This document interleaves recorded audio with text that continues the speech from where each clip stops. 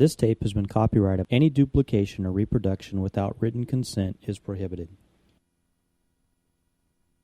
This is really, really good. It has to do with this book, okay? And has anybody got this book yet? Huh? So any comment on the book? Huh? I couldn't stop highlighting the whole book. Incredible stuff, huh?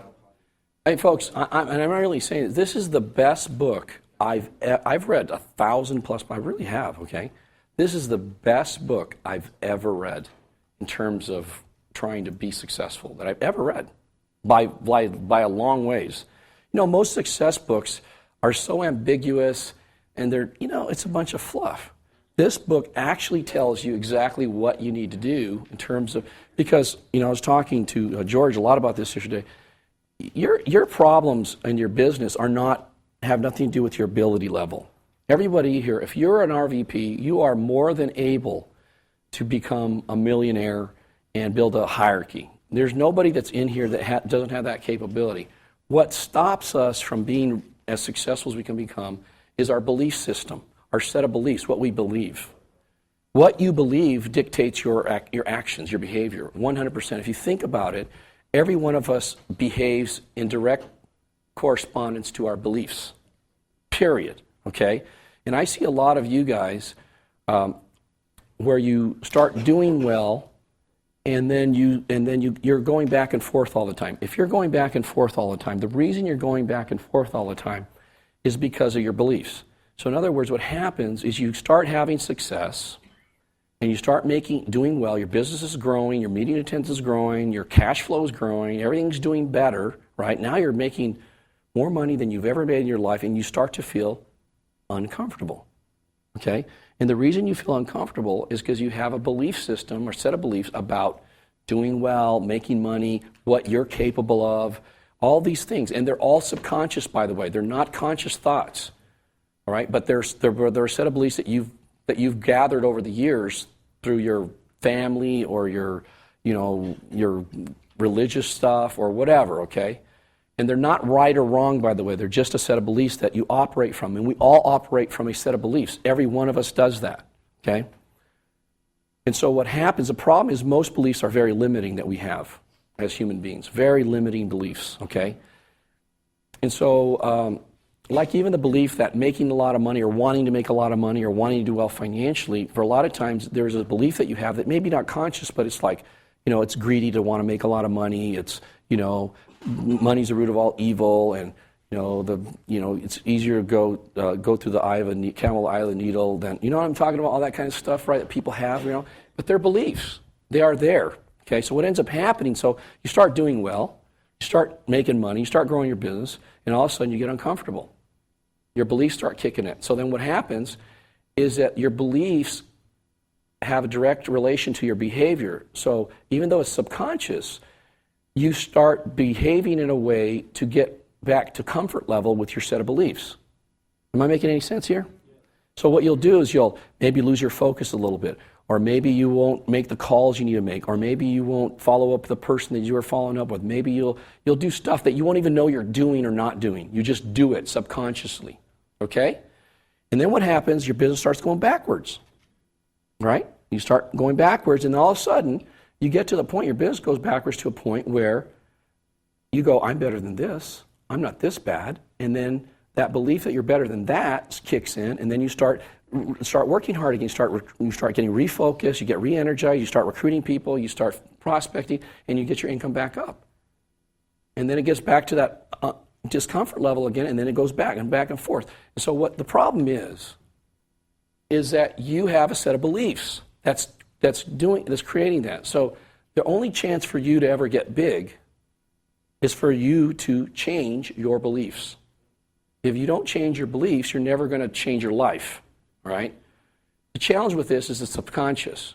Okay, so you have to do some things. That's why this book's so important, because it tells you exactly how to do that. There's nothing I can tell you or teach you that's going to get you going if you don't change your beliefs. Nothing. There's no book you're going to read. There's no tape you're going to listen to. There's nothing that's going to help you until you change those things. Okay? The good news of why have I had so much success is because I have a really strong set of beliefs about stuff, okay? Which I'll talk about, but just in a nutshell, because this is important. Because I have 6 brothers and sisters, and they're all great people, and they all do okay. You know, they all work, they have own homes, and blah, blah, blah. They're doing okay. You know, they're doing fine. They're good citizens. But they have a different set of beliefs than I have. Even though we grew up in the same family, same neighborhood, same schools, pretty much, right? We're really, really, really different, okay, in terms of our beliefs. We're not really different in terms of how we are as people. You know, if you saw me and my family, you would say, well, they're pretty much all the same, you know, nice people, warm, friendly, blah, blah, blah. So we're not different from that respect, okay? What we're different on is the things that we believe. Really different there, okay? So, and the reason, I'm telling you the reason right now. The reason for that is this, and I know the reason, and after reading this stuff, it's even more clear to me than ever. When I was a little kid, and you've heard me say this before, you've heard me talk, I've always been a reader. All right, so when I was little, I grew up about a block and a half away from the library. And I used to literally hang out in the library when I was 8, 9, 10, 12, 11 years old, okay? I used to go there every day. In the summertime, I went every day because it was air conditioned. And then I got into reading. I used to read, you know, they have book clubs in the library. I don't know if you have your kids ever do that, but I used to belong to these book clubs, and you read books, you get stars and all this kind of stuff when I was little. And I just got really into reading, and for when I was a kid, I used to read a lot of biographies, sports biographies. And I read, every major sports hero back in that day, you know, I read them all. Jerry Kramer, Red Auerbach, you name the person, Jack Kramer, et cetera. I mean, all these people, right, that were Carl Yastrzemski and Ted Williams. And I read all those autobiographies, all of them, basketball, football, baseball, all of them. Not all of them, but a lot of them, okay?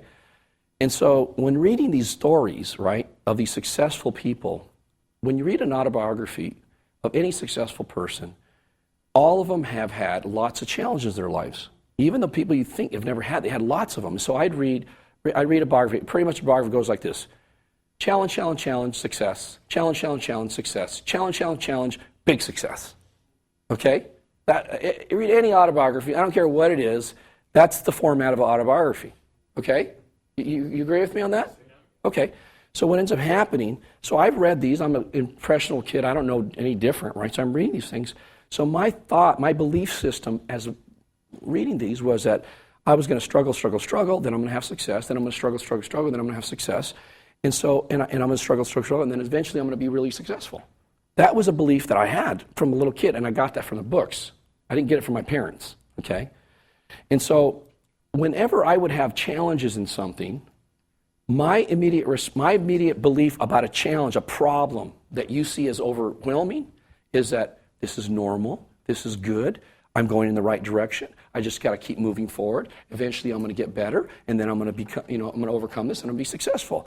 And then so because I have that set of beliefs, right, when I would have a challenge, I would not panic, I would not get overwhelmed, my belief was that if I kept moving forward, eventually I'd master it, eventually I would get good, and eventually I'd overcome it, and eventually I'd have success.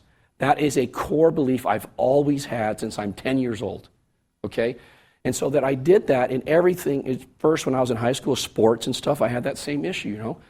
I didn't do well, I was small, and I kept on working, and, you know, you've heard me tell them about basketball story and all that before, right? And then I, became the captain of my high school basketball team, even though I, wasn't really very good in the beginning. I just kept working on it. And then I went in college, and I never played tennis. And I took a class when I was a freshman, and I got beat by a female that was on the tennis team. And I went, this is crazy. So then I started really practicing, right? By the time I was a senior, because I believed that if I worked at it, I'd get good, and eventually I'd become really good, right? So my freshman year, having never, ever played tennis, really, until I was a senior, I played number 1 on my college senior tennis team, and I was MVP of the team when I was a senior. And I had never even played tennis until I got into college, right? Okay, but why is that? Well, because I believed that if I worked at it with a total intention, like a psychotic, right, that eventually I'd get good at it, okay? And guess what? I did, okay? So when I got in Primerica, I never had any doubt that I was going to do well. Like some of you are still doubting, is this right for me? Can I really do this? Am I cut out for this? Should I go do something else? Because you don't have a set of beliefs like I do that if you keep on working on it, eventually you're going to get good. So what ends up? So your belief isn't that. So then what happens to your behavior? If you don't really believe it's going to turn out like that, then your behavior is affected. Your behavior is you don't work on all the things you need to work on. You don't focus on improving. You don't focus on changing your attitude and all that. You just let things happen. You're not proactive. You with me? Am I making any sense here? But it's your beliefs that drive it. It's not real, or it's not real. It's your beliefs. Beliefs are not necessarily real, right? At one time, people thought the earth was flat. That was everybody's belief, right? Well, it's not true, right? Okay? So even though you have a belief doesn't mean it's real. The problem is we have all these beliefs, and who knows where you got them from? It doesn't matter where you got them from? No. You got them from your parents, you got them from people you know. It doesn't really matter, but you get them from lots of different places. So what you've got to do is you've got to learn to challenge those beliefs about who you are and what you can do and what's possible and all that, right? And so what I did when I got in Primerica, I didn't hope I was going to be successful. See? I believed and I knew I was going to be successful. So then what happens to my behavior? It corresponds with my beliefs. And guess what your behavior corresponds with? Your beliefs. Good, bad, or indifferent. It just does. And there's nothing you can do to change that. So then if we know that our behavior corresponds with our beliefs, what do we really have to change our behavior? Our beliefs, period. Well, the problem with your belief, what George is saying, he said when we were conversing, because I'm going to put this on tape. What George is saying is that we were talking, and he was saying, well, I've done well. I can, pretty much drive any car I want to drive. I'm buying a new house. It's a really nice house, and I can afford it. And I'm in good shape. I know I'm doing well, right? And I said, well, that's the problem, George, because your belief is that $500,000 a year is good, and that you're doing well, and that you've arrived, and that doing more is not important. That's a belief. By the way, it's not a bad belief, but it is a belief. So then what ends up happening, because he believes that he's doing well and everything's okay, then his behavior is such that it just keeps the status quo. See now, but the difference between George and I, my belief, if I was making $500,000, is, oh my God, there's the potential to make $4 million, and I'm only making $500,000. I can't believe I'm doing so poorly. I got to get going. I got to get more focused. See, my belief about, like even now today. See, you might think that I'm doing really, really well, all right, and maybe I am. I don't know, but my belief is that I'm not doing well at all. My belief is that in relation to what the potential is in this business and how many people I can affect, I am doing nothing. And I really believe that. See, I don't believe I'm doing well. I know that the marketplace is. I know how many more people need help. I know what the potential is. I really know what it is. And the potential is literally 10, 20 times what I'm doing right now. I know that, okay? So my belief is that I'm so much underperforming based on what my personal potential is and what the marketplace offers. And for me to settle for that is ultimately going to really hurt other people that I could affect. Because if I had a business that was 10 times bigger, I would be affecting 10 times more people. And 10 times more families would be affected in a positive way. So that's my belief, see? So you say, how does Hector keep moving forward? Because I'm operating from that set of beliefs. He's operating from his set of beliefs that he's doing well. By the way, both of them are equally okay. One's not better than another, and one's not right, and one's not wrong. But the thing to key in on, it's the belief that drives your behavior. His behavior is driven by his beliefs. Okay? So if you're believing that you're doing well, and it's all, guess what? Guess what you'll keep getting? That. Things really happened. The first is by questioning your beliefs. Well, by questioning my beliefs, there are two things that really happened. And this all happened yesterday because I think I talked to you yesterday morning, right? We talked for about an hour yesterday. Yeah. The first is how much power you actually have. I didn't realize. As an individual. As an individual, right. Yeah. I mean, the impact that you could have, and then the second thing is how many people would be hurt. Not so much how many people would be helped. Because for some reason, that's just the way I'm wired. I thought, man, if I don't exercise my power, how many people are going to be hurt? Like we go around this room and, I look at Sammy Placentia, and if it wasn't for Daniel, having a certain set of beliefs, Sammy would never be doing what he's doing. You know what I'm saying? Because he doesn't fit the profile of somebody that would be ultra successful. So invariably, it made it incredibly easy last night to recruit a couple that I think could become RVPs, and it was almost effortless. You know what I'm saying? And we talked about having fun because a lot of you will also get bored with the process. In other words, because the business doesn't change. I was just commenting to Steve that the fundamentals. Can I comment on that? Because this is important. He said he's kind of bored with Primerica. Because it's so easy to get results. It's easy to get results, and he makes money, but he's kind of bored, you know, because you do the same thing over and over, right? And I use the analogy because this is important. Tiger Woods, okay, has been, right, and probably will be, thank you very much, will be again the number one player in the world, okay? But to be the number one player in the world in golf or any sport, right? I mean, John, you like baseball, I don't care what it is. You have to do the same things over and over and over. Like when he's working on his swing, okay, he's working on the same thing over and over. You're working on putting, it's the same thing over. Chipping, it's all. In order to be great, you have to continue to work on the same things over and over. That's the process, okay? That's the process of being number one.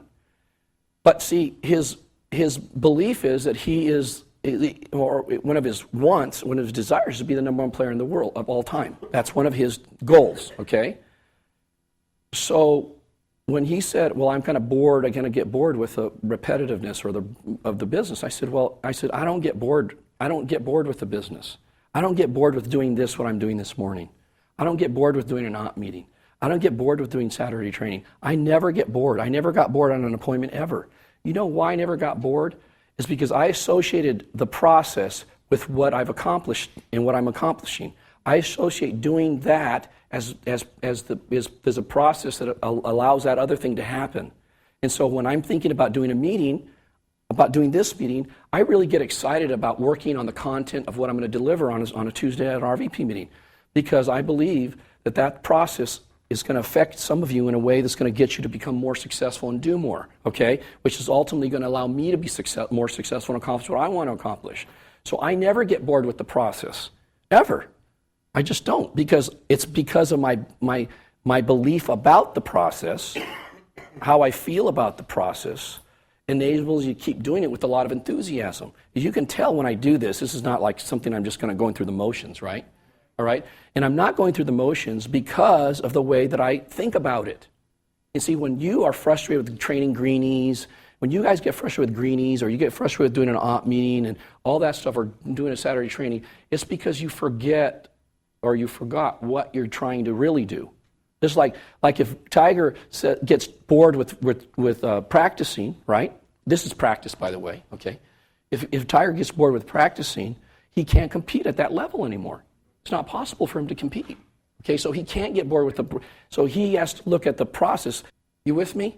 I don't know if I'm making any sense here, but that's important that you get that together, because if you believe, Jay, that doing an op meeting's boring, or doing another Saturday training's boring, or doing a field training at a greenie that asks the same stupid questions, if you start looking at that and feeling and believing that that's not what you want to do and that you're bored, guess what's going to happen to your behavior? You're going to avoid doing that. Or if you do it, you're not going to do it with the same kind of energy and attention that you would if you saw it in a different way. And guess what you're going to have? You're going to have results that correspond to that.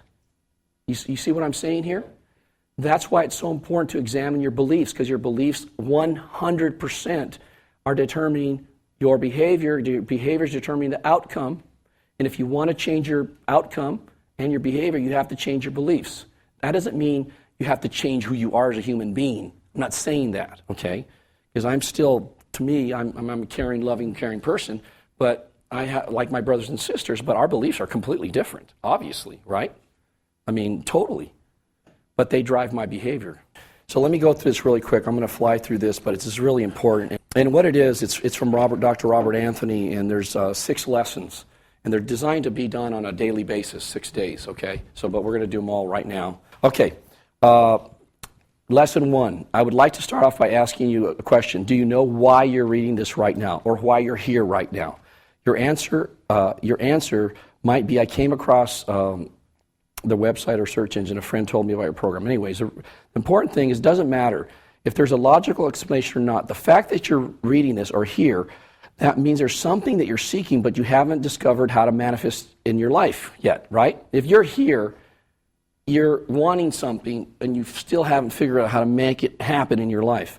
It may be something to do with your business, your finances, your health, your relationships, or even something intangible like peace of mind. But until you understand what I'm about to reveal, which is how things flow in and out of your life, you will never be able to consciously create the life you desire. On the other hand, once you know the $1 million secret that can change your life, you will finally be able to achieve your dreams and goals one after the other in a rapid, easy, stress-free manner. I'm sure I don't have to tell you that your mind is the most powerful tool for achieving anything you want in your life. However, since everyone, well, almost everyone, has a mind, why don't they use it to create the lives they desire? Why is it that most people use the power of their mind to work against them instead of for them? First of all, I'm going to predict your future. That's exactly right. I'm not a psychic, but I'm going to start off by predicting your future with 100% accuracy. How can I possibly do that? It's very simple. I know something about you, something that will allow me to predict your future with 100% accuracy. Here it is. If you keep thinking what you're thinking, you will keep doing what you are doing, and you will keep getting what you are getting. In other words, what you are now experiencing now and in the future is a result of your previous thoughts. Your future is predetermined by your thoughts in this moment. So if you want to change your future, you must change what you are thinking about in this moment. If I can convince you to do that, I predict you will have an absolutely fantastic, successful, exciting, happy future, which is what I did with the reading of the books, guys. All that stuff changed that for me. That's what I did. The power of focus. We're going to talk a lot about the power of focus throughout this course. How you feel about life and anything in particular depends on where you focus your attention. Ask yourself this question: what do I focus on most of the time? If you're like most people, you'll discover something very interesting about yourself. You'll discover that you spend more time focusing on what you don't want rather than what you do want. Why is this important? Because you can't expect to have what you want if you focus on the opposite of what you want. Put simply, you will create and attract more of whatever you focus on. You got to really think about what you're thinking about, okay? Want proof? Have you ever made the statement, I feel stressed out, but I don't know why? From what you've learned, it's easy to figure out why. It's impossible to feel bad, sad, tense, or negative and not know why. If you're feeling stressed, it's because you are focusing on stressful thoughts. In other words, you are focusing on what you don't want, which is to feel stressed. Said another way, bad thoughts can never produce good results, and good thoughts can never produce bad results. Anytime you feel stressed, worried, fearful, or have any other negative feeling, it's because you're doing two things. One, you're focusing on what you don't want to happen. And two, you're focusing on the future, not the present moment. It's impossible to feel stress, worry, fear, or any other negative emotion if you're living in the present moment. The only way you can feel negative emotion is to focus on what might happen or what you don't want to happen in the next moment, next hour, next day, next week, next year. Now think about this. If you're always focusing on what you want to have happen, the good things, you can't feel bad when you're doing that. It's not possible. When you're focusing on something that you want to have happen, that's when you feel anxious and stressed and uncomfortable. Okay, so the assignment is you guys need to do is start monitoring your thoughts. You need to start thinking about what you're thinking about, all right? And most of you probably never really done that. When you're thinking about stuff all the time. Right now, as I'm talking, you're thinking about something. What are you thinking about? Are you thinking about, I can't wait till this is over, it's 11:30, I got an appointment at 1, at 12, or right, you know what I'm saying? I mean, you're thinking about something. Are you focused on the past, what happened, and how you wish it were different? Are you worried about the future, the next minute, the next day, the next week? Starting right now, take a look at what you focus on most of the time. And as you do this, please keep in mind, what you think about today in this moment will become your future. Once you understand this, you can accurately predict your future. If you keep thinking what you are thinking, you'll keep getting what you're getting. But if you shift your thought patterns and focus on what you want instead of what you don't want, you can begin to create a new and exciting future. So that's lesson one. Lesson two, if you have habitually been focusing on what you don't want, then it's time to recognize that it will only bring you more of the same, what you don't want. However, the fact that you are conscious of your thinking is a giant step forward. Most people on this planet have no idea what they're thinking. Instead, they just keep reacting to their thoughts. Observing your thoughts will bring you one step closer to the $1 million secret. Today, we're going to talk about why most in self-improvement programs fail. My guess is this is not the first self-improvement information you've been exposed to. All of you have been reading books and stuff. If you've been around me, you've been doing it, okay? Okay? I will even go out on a limb and say that you've probably tried numerous self-improvement books, tapes, CDs, systems, methods, or techniques, and have not had the results you've expected. Right or wrong? Okay. Why not? Why do most self-improvement programs fail? The answer to this will enable you to rise above the majority of people who are trying hopelessly to improve their lives. Number one, we fear change. Face this fact, no matter what type of self-improvement strategy you're using, at some point you're going to have to make a change, right? Okay? It could be a small change or a big change, but you're going to have to get out of your comfort zone. Our subconscious conditioned mind does not like change. That's why you can see people keep doing the same thing over and over. You guys keep doing the same thing over and over again, right? In fact, it is designed to resist change and to keep us where we are. The reason for this is the subconscious is primarily a survival mechanism. Its primary function is survival. It perceives any type of change as a threat to our survival. Unless we bypass our survival mechanism, all our self-improvement attempts will fail. Second thing is we seek instant results. Today, people are conditioned by media advertising to expect instant results. Hence, they want it now and expect to see results immediately in one session, one day, 1 week, one chapter. They give most self-improvement techniques and practices one shot, and if they do not get immediate results, they get discouraged and give up. So I'm recommending this book. Most of you, I know I recommend this, and you still haven't even purchased it, okay? Which is absolutely crazy to me, okay? But you haven't. And some of you that have it, see, if I would have got that book, I would have read it the first day. I wouldn't have taken me a week to read it. I would have sat down and closed the door, and I would have read that thing, and I would have got it down that day. I would not have prolonged it, okay? Because I'm that serious about being successful. See? So, and what happens is that when you start changing, like the stuff that you're going to learn in that book, you may not even believe that it works like that. It can't be that simple. It can't be that easy. So then what you'll do is you'll fight it mentally, okay? So then if you don't believe that it's going to work, if you have that, then what you'll fight it and you won't actually do the exercises that it tells you to do.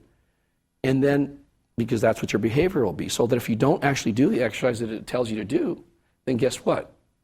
It can't work. Make sense? Right? So what you've got to do is you've got to suspend your disbelief here for a little bit. All right?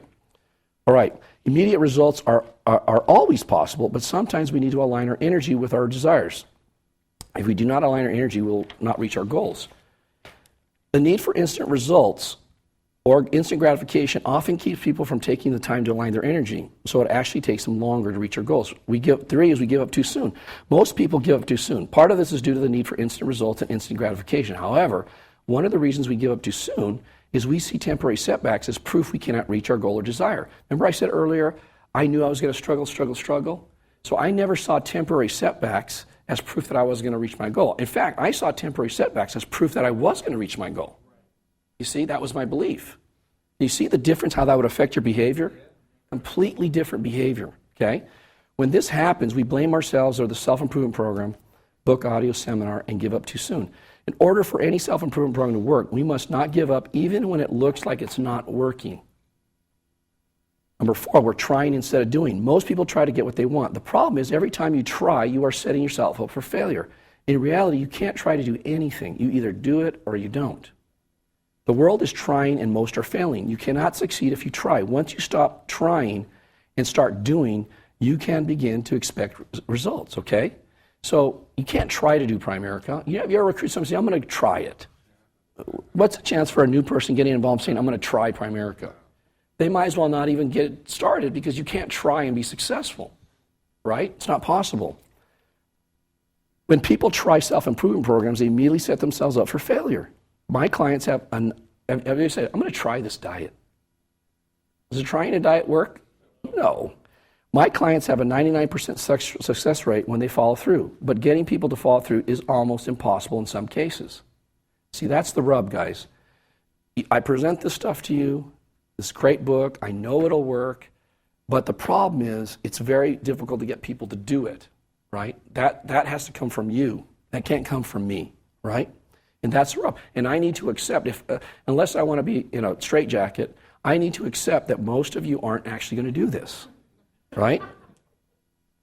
I did a thing with my base shop, and I told everybody in my base shop to write out their intentions and to call me every day for the next 30 days with their intentions, okay? And there was 35 people on my Saturday training. You know how many people called me last night? 5 out of 35. Me. Isn't that something? But I already knew that when I started. See, so I already knew that, and so I wasn't. That doesn't put me off. It doesn't change the fact that I know this works, because I know it works because I've done it, right? So my point here is that success or failure with any personal improvement strategy is based on doing, not trying. Those who try are guaranteed to fail. Those that do follow through until they get the result they desire are the people who achieve their goals and dreams. Number 5, focus on what instead of why. Most people fail at self-improvement efforts because they focus on what they have to do to get what they want. If you focus on your objective or why you want what you want, and instead focus on what you have to do, you will give up when the going gets tough. Unless you constantly focus on the why, the benefits, you will not be able to make the changes you desire. That's why it's so important when you recruit somebody, and even for yourselves. If I ask you, Kurt, why are you doing Primerica? What it is that you want? Freedom, okay. So what does freedom mean? So financial freedom, not worrying about money, controlling your time, but what does that mean in terms of like what does that mean? No boss, no restrictions, okay. All right, but I know, but what does that mean though? How are you going to do that? Yeah. Okay, great. So in other words, what I'm trying to do here is I'm trying to get to the point where you have to be more clear on what it is. So like to say, if I say a reason I'm doing Primerica is I want freedom, well, what does that mean exactly? Okay? What does freedom mean? Freedom means a lot of different things to a lot of different people. I was talking to one of my guys in my base shop. His name's Ramon. I said, Ramon, what do you want from Primerica? He goes, I want $5 million. No, what do you want from Primerica? He goes, well, I want freedom. But what do you want? What is it? It's not the $5 million that you want. It's what $5 million represents. What does it represent to you? Well, it means that I can, like for example, where do you want to live? If you had $5 million, would you live where you live now? He goes, no. I said, where would you live? I live at the beach. Okay, great. Okay, so really what you want is you want to live at the beach. You don't want $5 million. You want to live at the beach, right?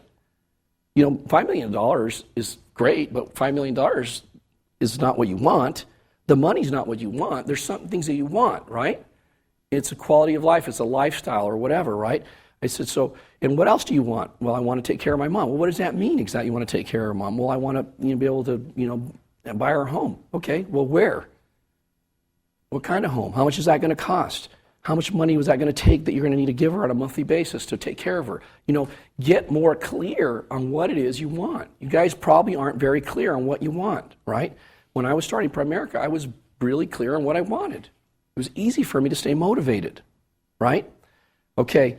Your excitement today is to decide how serious you are about getting what you want, and are you willing to do anything to make it happen? Are you sick and tired of being sick and tired? Okay, so lesson 3, we're still laying the foundation using the $1 million.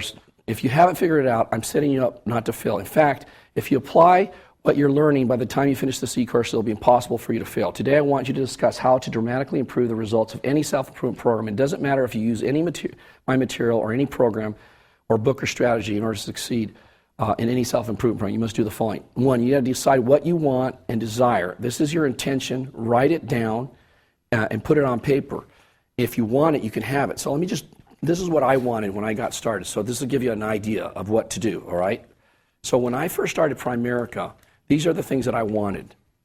And they're not in any particular order. 1, I wanted freedom from a boss and a job, like Kurt, okay? I wanted that same thing.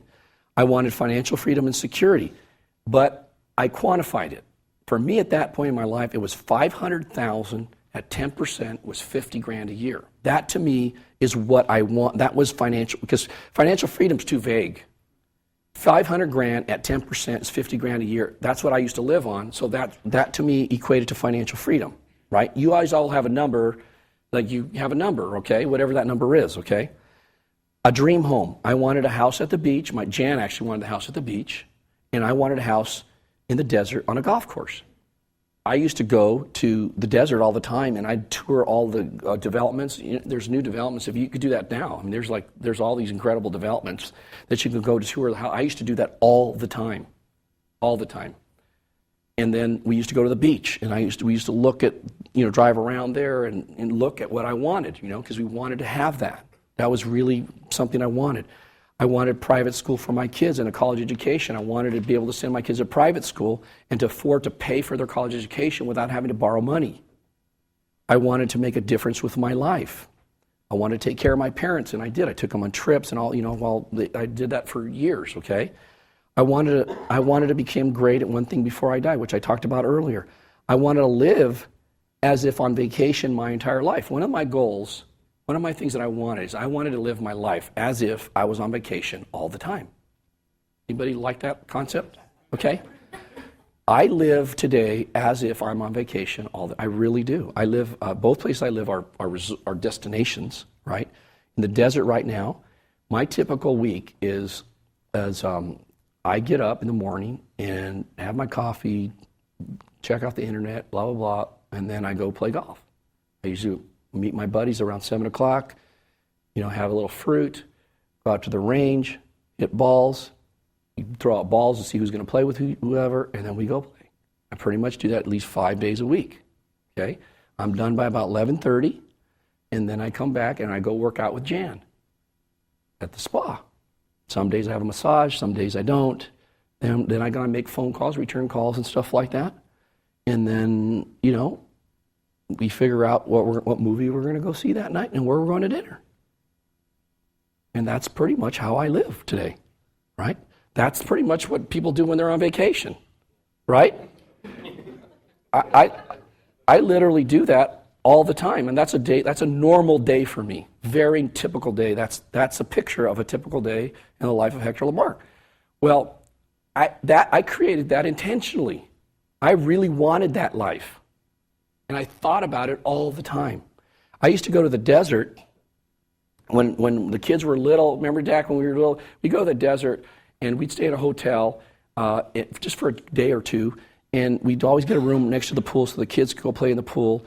And then we'd go to the movies and go out to a nice dinner, and then on Sunday we'd look at the model homes. And then I remember like it was yesterday how I felt driving home after a really nice weekend with my family. And the weather's in the winter is friggin' perfect in the desert, right, Jerry? I mean, it's awesome, right? And I'm driving home knowing I got to do a Monday morning meeting the next day. I got to get on the call and set up my appointments, and I got to go back and I got to go work, right? And I used to think all the time, I can't wait for the day that I don't have to go back and field train somebody and do this, that I'm financially independent, and if I want to stay another extra week or another extra 2 weeks, I can do that without worrying about it. You with me? I wanted that so bad, I can't even tell you how bad I wanted that, right?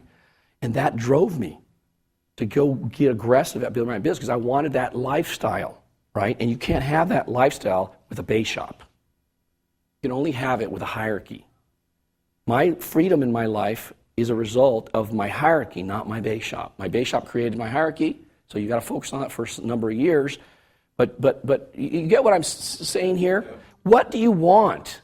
See, I'm trying to convey it in words to get you to start thinking about what it is you want. It's okay to want all those things, okay? I want to become a leader helping people positively change their lives, and I want to help people save their self-image, change your self-image. Those are things that I wanted, right? So what ends up happening is, you got to decide on what you want and what you desire. So start with the intention and work on that, and then you can go to the next. Always focus on the positive outcome. Never say, I don't want this, such as I don't want to be broke. Instead, focus on what you want, such as I want to attract more money into my life. As you do this, I want you to focus on a three-letter word that will guarantee success. The letter word is why. You must be clear on why you want your goal or desire or why you want to fulfill a certain dream. Always, always, should I say that again, keep your focus on why you are doing what you're doing. Always, otherwise, you will give up when the slightest obstacle stands in your way or it doesn't seem like it's working. So that's why when you recruit somebody, if you don't find out why they're doing it, you can't help them to stay engaged because are they going to have dark houses?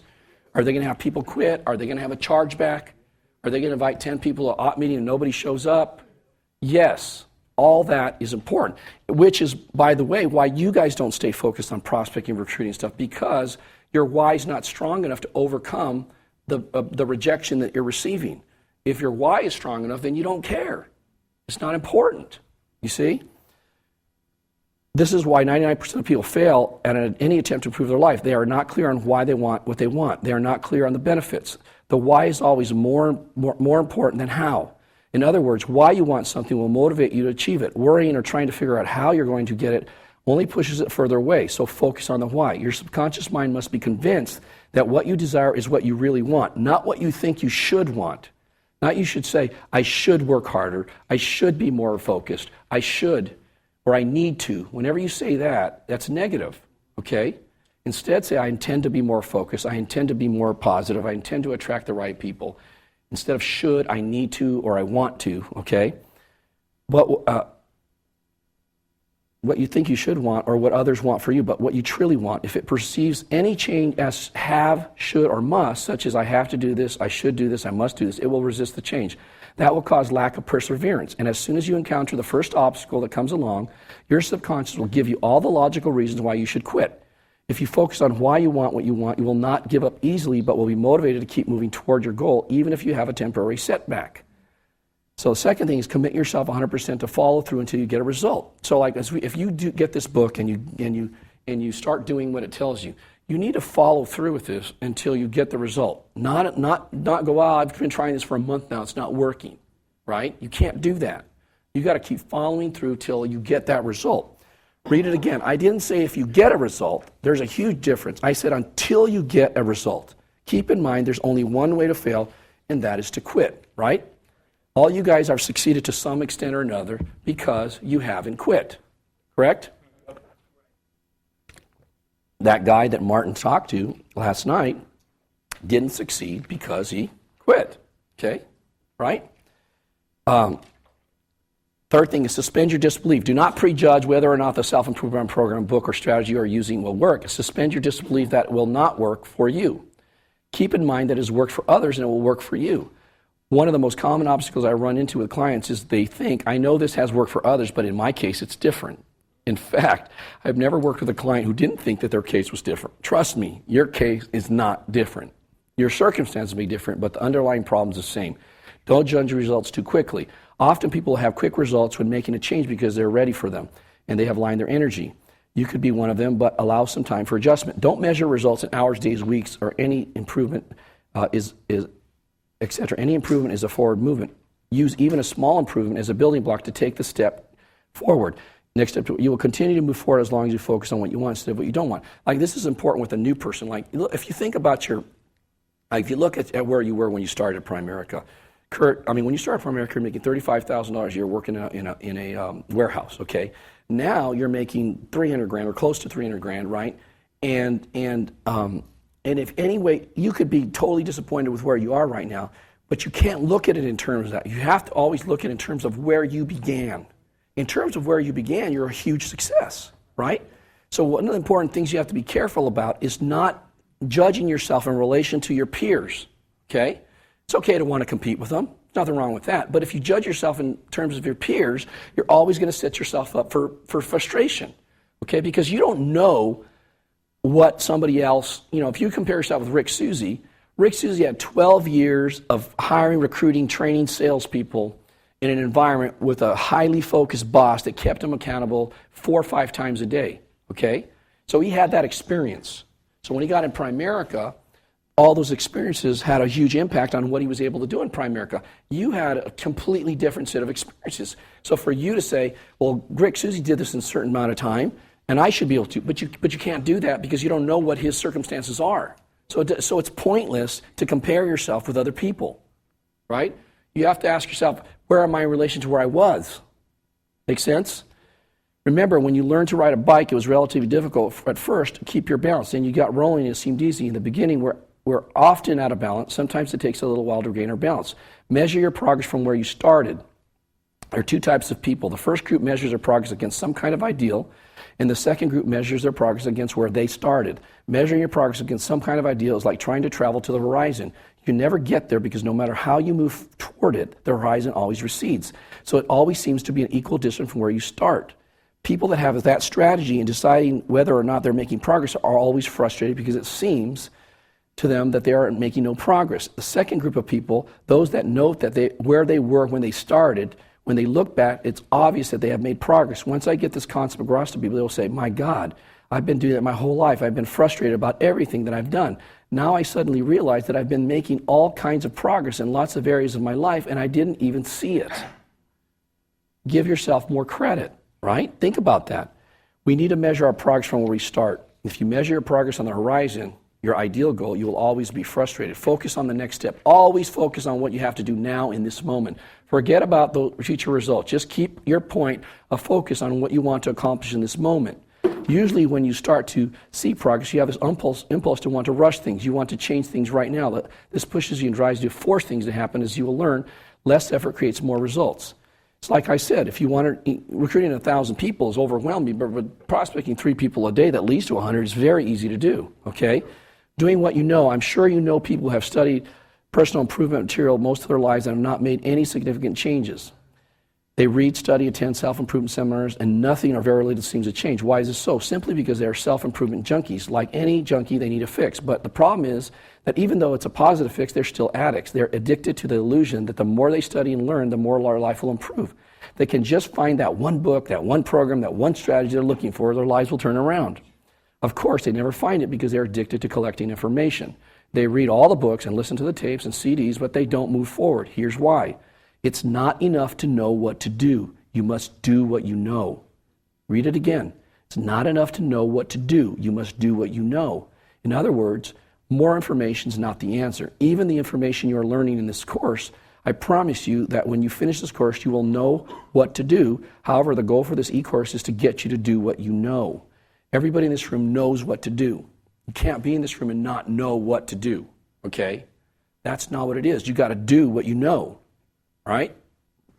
I'm not saying that learning new techniques and strategies is not helpful.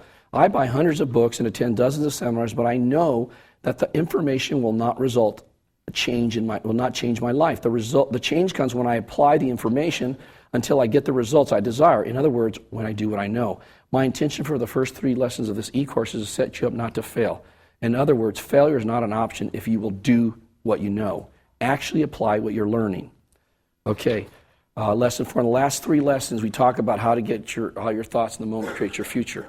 Okay, so when you look at what's happening in your life, you maybe have difficulty making the connection between your thoughts and what is actually happening. It seems like the two are separate, so let's try to connect the dots. Neither success nor failure happens by accident. The assumption of almost every person I have ever met who continues to fail in almost everything they do is that they believe something or someone outside of them is responsible for their present circumstances. I guess it begs the question, who, what is responsible for us? Not what we want. Our parents, our background, our education, God, destiny. How do your thoughts and more accurately your emotions determine how your life plays out? Here's how it works. If you hold fast to the belief that you are a victim of your circumstances or whatever happens to you is purely random or predestined, you will keep creating that same reality. This also becomes your reason, or more accurately, your excuse why others can have what you want, but it can never happen for you. But here's the real problem. You're in a trance, and you don't even know it. You see, we all live in a trance. As a hypnotist for many years, I learned that trances are powerful. They're real, and we're all in them. You're in a trance right now, so am I. As long as we believe the trance we are in, we will continue to live that trance. When we wake up from our trance, we'll just be in another trance and live that. Even the I'm now awake trance is just another trance. So we're all in a trance right now, every one of us. Okay, I'm probably putting you in a trance, you're probably bored to death. But the bottom line is that you're all in a trance. Your life, your beliefs, that's a trance, okay? And you change your beliefs, you're in another trance. But wouldn't you rather be in another trance that really gives you what you want in your life instead of the trance you're currently in? Make sense? Okay?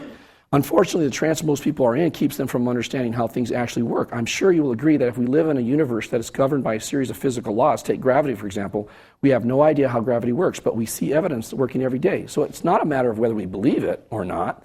The law of gravity works every moment of our existence.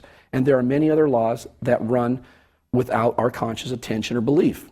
I want to discuss one law in particular that is as certain as gravity and that absolutely determines the outcome of your life. This law determines whether you have money, health, positive relationships, success, or anything else in your life. It also determines whether you live a life that's full of worry, fear, stress, or a life that is carefree and happy. This law is called the law of attraction.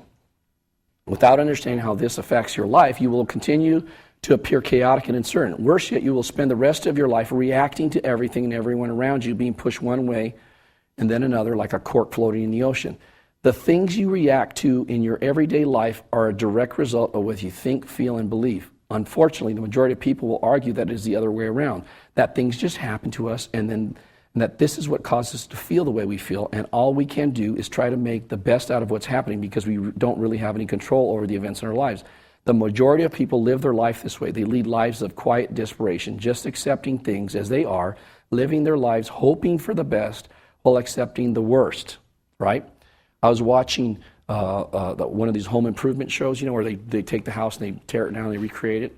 And the one episode, the father at the end, they gave the kid a scholarship to go to school, and it was really fantastic. And the mother said, and the father both said, we could have never done this. We could have never afforded to do this for our son. Okay? Well, that's what they believe. So of course they just created that, right? What if they said, no matter what happens, I'm going to figure out a way to be able to send my kids to college and pay for it, right? What if that was their belief, right?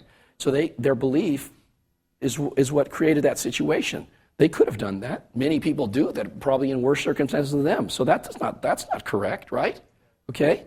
However, you do not have to be among the sad majority. In fact, you can walk away anytime you want once you understand the law of attraction, how it works. Despite the fact that this law has been around from the beginning of time, most people who pride themselves as being logical thinkers will discredit it. They'll say that it's nonsense and it's not based on science or reality. As we know, for centuries, we thought the earth was flat, but thinking something is true or false does not make it so. What really matters are results we experience when we live by those thoughts. Let's talk a moment about the law of attraction and see if we can put it in perspective. You have heard the saying, like attracts like. That's absolutely true. Why? Because everything in our universe is made up of energy. Science has proven that energy attracts like energy. That's what you know. Like when you ever meet people that you just automatically attracted to, they're friendly, that you feel right with them, and then you have people that you meet and you're like, oh my God, these people are nasty, right? Okay, because they have a certain energy, right, that's like your energy, and you get attracted to that person, right? Everything on this planet, in this universe, including our thoughts, are made up of energy. If you don't believe this is true, that everything is made up of energy, then let me ask you this question. What do you think you're made up of? You may say flesh and bones. Okay, then the next logical question is, what are your flesh and bones made up of? Cells. Okay, then what are your cells made up? Molecules. Okay, what are molecules made up of? If you keep asking the question, eventually the answer must bring it back to the basic substance of which we are all made up of. When you run out of the physical stuff, you are left with only one thing, energy, and you cannot deny that. We are made up of energy. Quantum science has proven this to be true. Here's something important for you to know about energy. All energy has specific magnetic properties. To put it in simple terms, we are basically magnets. As magnets, we are attracting things all day long, even if we are unaware of it. This magnetic energy is also vibrating at different frequencies, and those frequencies determine the magnetic properties of the energy that we're all vibrating. Essentially, in saying this, how we align our energy is a key to making a major change in our life or anything else. I'm almost done, guys. We learned at the first lesson that magnetic human beings that are made up of vibrating energy and attracting other people, circumstances, and conditions in their lives. If this is true, I can assure you that it is, then how can we use this information to change our lives for the better? If we could learn how to change our personal magnets, for the lack of a better term, then all we have to do is choose what we want to magnetize into our life. Once we learn how to do that, we are free forever from anything or anyone determining the outcome of our lives. And I won't keep you in a sense. This is what it is. To create anything we desire, all we have to do is change our vibrational frequency to match what we want to create in our lives. Let's explore this further. You're just wanting something, and even believing you can have it on a conscious level is not enough. The reason we don't have what we want is because we have negative energy systems within us that have been running our lives for years. These energy systems are so deeply ingrained into our subconscious that we have no idea that they're even there. So we have good intentions, we're positive, we try to live a good life, but we keep getting whacked in the head at every turn. At times it seems like everything and everyone's against us. It's as though we are alone against the world, and our life becomes one of surviving rather than living. Does this describe anyone you know? Since our magnets Since we are magnets that attract what we focus, the only way we can truly live the life we desire is we must uncover those thoughts that are working against us.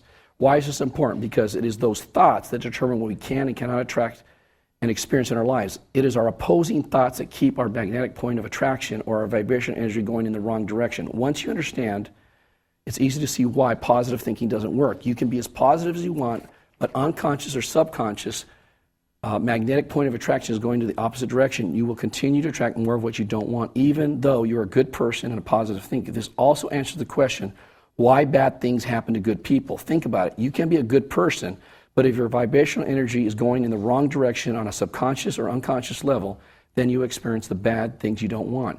It is important to understand that it is not our thinking that creates our circumstances, but the emotion that is attached to our thoughts. The universe responds to the feeling and emotion of our thoughts, not the thoughts themselves. This is what activates the energy and produces the things we experience in our lives. Therefore, we must make sure that we are conscious of the energy we're sending out and adjust our correct energy in the moment it occurs so that it doesn't leave our system. So this is how it works. You can see, you can't break universal law. Energy will always find its vibrational match. Let me use a practical example and apply this to the subject most are interested in, money. I am sure no matter how much money you have, you would like more of it, right? But take a look at what you're actually vibrating or the energy you're sending out. Perhaps you're saying, I want more money. That's fine. But at a deep subconscious or unconscious level, you have a powerful energy system that's saying, I would love to be rich, but there's no way I'm ever going to become wealthy. I would love to be rich, but I'll settle for just paying the bills. I would love to be rich, but I don't deserve to have more money than my family. The only way I'll ever have money is to win the lottery. Have anybody say that before? If there's similar thoughts are your subconscious belief, what do you suppose is going to happen? It's very simple. You're saying one thing, I want to have more money, but at the same time, you're sending out energy in the opposite direction to what you want. The end result is you don't have what you want. The problem is that those opposing beliefs, which are all individual energy systems, need to be modified in such a way that your conscious mind is in alignment with what's going on. Subconscious level. Because once you align your subconscious, there's literally no limit to what you can achieve. And here's the good news. You don't have to work hard or effort to get what you want. That is just another belief system. If you believe it's a dog-eat-dog world, you have to work hard and effort to get what you want. Guess what? You guessed it. You believe you will live it. See, this business, if you think it's hard, Primerica, you believe it's hard, then it will be hard. See, I never believed it was hard. Primerica's never been hard for me, ever. I never for a minute ever thought it was hard. It's interesting, challenging, hard, never, right? I never thought of it like that. I thought of it as a means to an end, but I never thought it was difficult. I never believed that. And therefore, even in attracting people into the business, when you believe it's difficult, you're going to be less, if that your belief that it's hard, then when you want to recruit somebody, because you have a belief that it's hard, you're going to actually somehow, what you're going to do is you're not going to want to recruit that person because you're going to want them to go through that hard, that difficulty, right? You do. Or what you do is things to not get them involved so that they don't find out how hard it is. Because you believe it's hard, and you don't want them to go through that same difficult situation. That make sense? Okay? What I want to tell you is that any difficulty or experience will change as quickly as you can change your negative or opposing energy. You can see the universe that we live is unlimited. The only thing that is limited in our beliefs and our energy system. The universe creative process doesn't care whether you accept poverty or unlimited riches, happy relationships or toxic relationships, sickness or health, success or failure. The choice is up to you because it can deliver more than you can possibly imagine. That's why I say it is unlimited. The universe does not judge whether you can have something or not. It simply responds to your energy. For example, if you're sending out a vibration of desperation, such as I desperately need this, what do you suppose you're going to attract? More desperation. You keep pushing what you want further and further away from you. The greatest gift that our Creator has given us, that we can make a conscious decision to create what we desire. The problem is most people are creating by default. In other words, they're creating unconsciously, not knowing how they get what they get, and blaming people, circumstances, and conditions outside of themselves for what they don't have. And of course, from the outside looking in, it looks like things are happening to them, rather than they are the cause of the current circumstances and conditions. You don't have to live this way. All you have to do is change your vibrational frequency. So don't be fooled by the simplicity of this secret. It is the key to magnetizing, attracting everything in your life. So the last lesson, I promise you I'm done here, all right? Hopefully, you know what's interesting, I was watching this thing on the History Channel on Ben Franklin. Anybody see that? I'm the only one. Huh? Yeah, it was really good. But Ben Franklin, if you look back on how that whole process and the things he created back then, and you look at how things are today, I mean, the thing with the bifocal is that he created a bunch of stuff, right? The heater, lots of stuff. But the bottom line is this: if you look at that and you look at how things are today, how could you not see that there's infinite possibilities? If people from that era could see what we're doing, like you all have like cell phones and Palm Pilots. And Dak just had a computer that it's not even connected to anything, and he can get on the internet, and it's remote, it's wireless, and he can get information from anywhere across the world. I mean, if you think about all that stuff, how crazy that would have been in the year of 17 whatever, right? And so how could you not know that there is unlimited amounts of, and we only have today, what we have today is only a result of what we are allowing ourselves to believe that we can have today, right? It could even be 10 times, 20 times, 100 times better than it is right now. In other words, the universe is limitless. That's been proven historically that it is, right? So there's no reason why that cannot continue to grow. You see what I'm saying? And so that where you're living in your life and your business, you're accepting that limitation based on your beliefs, okay? And you can change that, okay? Hopefully by now you have a much better idea how things work. All you have to do is begin to turn around, is to start focusing on what you want instead of what you don't want. We have said this over and over, but now you know why this is important. Here's something else that is important for you to understand. Each of us already is an expert on manifesting what we focus on. This is an inborn quality of the brain and our energetic system. The problem is most people's manifesting mechanism is running on automatic or by default. Whatever you were taught, whatever you absorb from your parents, teachers, culture, religion, education, all of those different influences determine what you focus on. The reason most people focus on what they don't want is because of what they have experienced in the past. For example, they have a negative emotional experience, they lose their money, their business, their mate leaves them, they have problems in their relationships. That tells them that there's danger out there and they have to watch out for it. They don't want to go through that same experience again. So they begin to focus on not having that experience again. Right? The problem is that the brain cannot tell the difference if you're focusing on something because you want it or you're focusing on it because you don't want it. It just sees something that you focus on as something that you want. So it just says, okay, we can do that, we can create that. You see what I'm saying? So when you're living in fear, like most people are, they're focusing on what they don't want, guess what they usually get? That, right? The point is that people are already experts at manifesting what they focus on. The problem is they are unconsciously focusing on the results they don't want. Here's another important fact. It's impossible to create negative results in your life and do it consciously. All the negative results you're creating, you will continue to create for the entire life as long as you do it unconsciously. In other words, as long as you are running on automatic or by default. However, it is impossible to create negative results consciously. So when you start thinking about what you're thinking about, like if you're going into a presentation or a recruiting thing and you're thinking, oh, I hope he doesn't think this is a scam. I hope he didn't think this is just another multi-level thing. I hope, right? And you're focusing on all that stuff. Instead of, you can change that. If you catch yourself doing something like that in any part of your life, what you do is you say, stop. When I meet with him, I intend for him to really enjoy the whole presentation. I intend for him to find this business exciting and an answer to his prayers in terms of his business. I intend for him to really enjoy the whole process and want to get involved and want to become a client. And you just stop that negative or that what you don't want and then change it to the intention of what you do want. And you'll be amazed at what will happen when you start doing that on every appointment, right? Because every one of us have doubt at some point or another, right? But when you have the doubt, when you have those negative thoughts, you need to stop them, Alex. Stop them right in their tracks and reformat the thought. Make sense? Okay. The good news is that when you become consciously aware of where your energy is going, then all that stuff that doesn't serve you anymore just falls away. When we become conscious, we cannot go back and make the same mistakes again because it just doesn't feel right anymore. The conscious person is aware of what's going on in every moment of their life, and because of that, they know exactly what to do in every moment without having to stop and figure it out. It is a great place to get to, and it should be your ultimate goal. If you want to know what you're focusing on, all you have to look is what's happening in your life. Simply notice the results in your life. Look at the results. That's what you're getting because that's what you're focusing on. Okay? For example, one thing you might want to start doing in the short term is start keeping a journal of what you're thinking about. Right?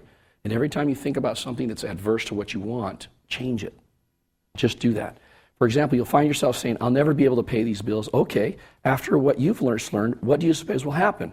That's right, you'll attract more of not being able to pay these bills. And because this is what you're focusing on and energetically vibrating, it will find its vibrational match, which is more bills.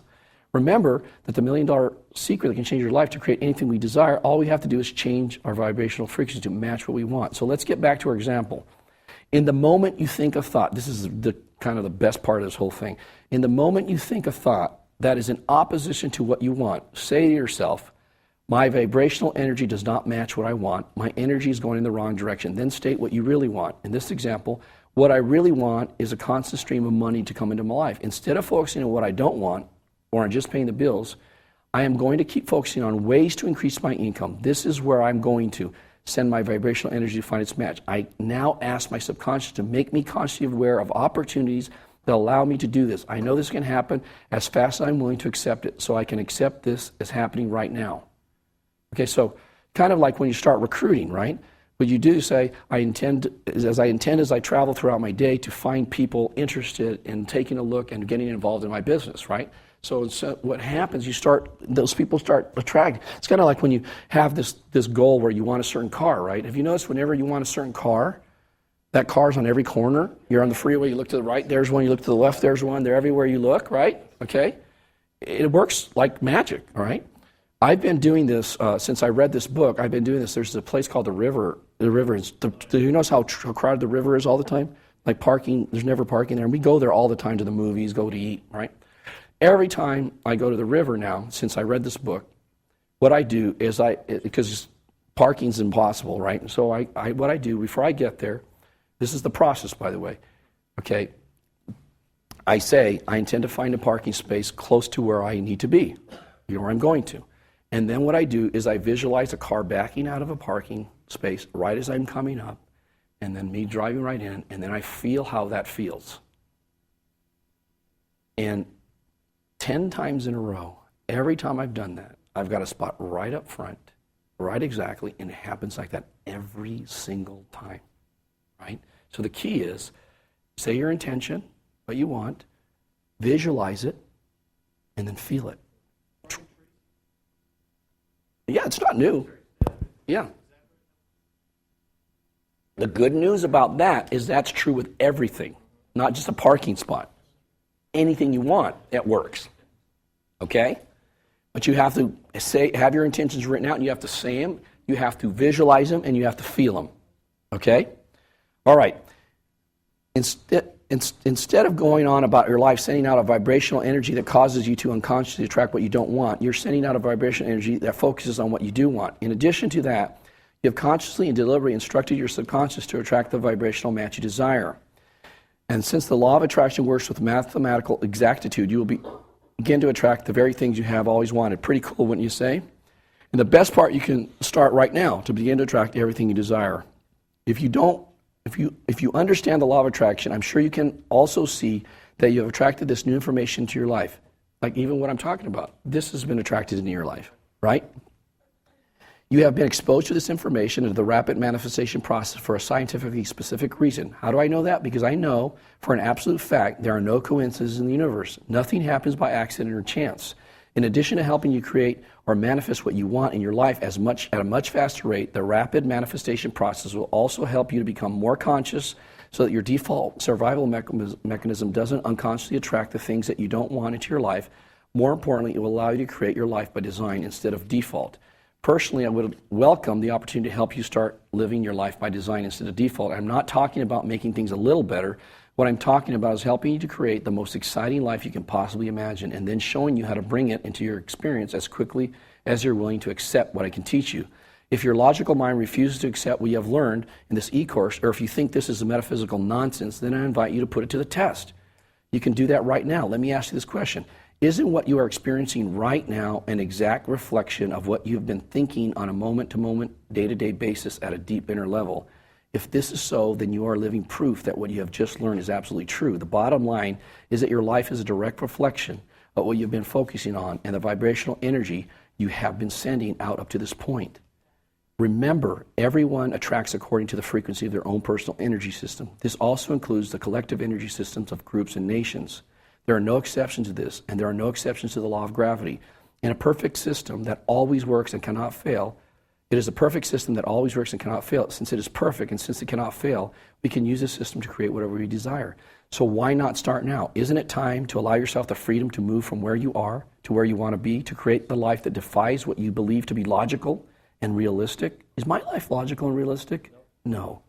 Because being logical and realistic is nothing more than accepting what we already know. And if what we already know is not getting us what we want, then will we continue to create more of what we don't want? Let me ask you this question. Has all the information you've studied so far gotten you what you want? How much time, energy, and money have you spent on receiving that information that got you precisely where you are right now? Probably more than you care to admit. I'm not asking you to invest in more information that doesn't work. I know the rapid manifestation process works, and so do thousands of my clients. It's a small investment that will help you make a huge difference. You now have a powerful tool that will allow you to create what you desire. It helps you to remove any obstacles you have standing in your way from achieving your dreams. I know that you can have dreams, that you have dreams and desires. I know that these dreams and desires can come true. Have you ever asked yourself why you have dreams and desires? Do you have them just to torture yourself? No. Your higher self installed those dreams and desires in you to lead you to take action. But I promise if you don't live those dreams and desires and you don't take action, your life is going to be the same tomorrow, next week, and next year. Nothing's going to change. But once you start to live your dreams and desires, you'll never have to look back. You'll finally experience. Now, I'm going to finish with this and I'll let you get out of here. Get the book, because that'll tell you even more detail. But the bottom line is, I started implementing this again. I'll give you one more example and I'll let you go. I'm a golf nut, right? You all know that. Maybe I already told you. Did I tell you the story about that? I already did? Okay. Well, let me just tell you what's happened since, okay? I played, since I got to the desert, I read this book before I went to the desert. And then since I got to the desert, I've been playing poorly because my dad was sick for about 4 months, and I was really distracted, and I just wasn't into it. So my handicap went from a 2 to a 6. And, a good round was like 78, and I was shooting like 84s and 86s, which is not normal for me. And then, once, my dad passed away and kind of got resolved to a certain extent. And it's really affected me a lot. I didn't realize how much that would affect me. And if I haven't been in contact with you guys as much, it's because that's why. But the bottom line is this, is I read that book and I implemented, I created my intentions for my golf. Now, I'll read them to you real quick so you can see what I'm doing here, give you an idea. I have intentions for my life and my business and golf. So I use golf. And this is to give you an idea. It's my intention to be calm, feeling calm. And I read this like multiple times a day. Before I play golf, I read this. And I read all of them. Like, usually I'll probably read it about 4, 5, 6 times a day. And so is my intention to be calm, feeling God present in me and around me every time I play golf. It's my intention to precisely follow my pre-shot routine before every shot. Because these are all things that will create good golf. Okay, so I'm focusing on what's going to create the good golf. Okay, does that make sense? So by focusing on the intention, is my intention to focus on my target on every shot? Is my intention to trust my golf swing on every shot? Is my intention to swing freely, smoothly, and effortlessly on every shot? Is my intention to maintain my knee flex spine angle on every shot? Is my intention to be perfectly balanced on every shot? Is my intention to hold every pitch and chip I attempt? Is my intention to read every putt perfectly? Is my intention to be perfectly aligned on every putt? Is my intention to putt with perfect speed on every putt? Is my intention to be tension-free on every putt? Is my intention to hold every putt I attempt? And is my intention to shoot the lowest score possible each time I play? I accept this or something better. Please make whatever takes place for the highest good of myself and everyone involved. So the first time I go out to play, after I do this, and I hadn't played well, I shot 71. Very first time I go out, which is like, that's at Bighorn. It's a tough golf course. And then I got my clubs regripped, so I didn't have my clubs, and I didn't mind. I started thinking about these clubs aren't comfortable and all these negative thoughts about these clubs that I was playing with, and I shoot 82. Then I get my clubs back the next day, and the worst round I've had is about 76, and I'm right at par, 73, 74, and really the only time, a lot of those 70, 74s could be 68, 69s, but I don't stay in focus, and so I'm working on that. And so I created them for my business as well, and my business intentions Or it's my intention to enjoy taking calculated risks to improve my life. It's my intention to attract the right people to help me accomplish my goals. It's my intention to give love, money, and recognition freely. It's my intention to teach in the clearest way possible. It's my intention to be a magnet for creative ideas, and creative ideas flow to me. It's my intention to create training on my that enables me to accomplish all goals related to my business, and my intention to recruit 500 new associates in my base shop in 2005. It's my intention to do $1 million in life premium in my base shop in 2005. It's my intention to recruit 40,000 associates in my hierarchy in 2005. It's my intention to do $50 million in life premium in my hierarchy in 2005. It's my intention to earn $6 million in my Primerica business in 2005. It's my intention to earn $5 million in investment income in 2005. I accept this or something better. Please make whatever takes place for the highest good of myself and everyone involved. So I have these written out, and I'm reading them all the time.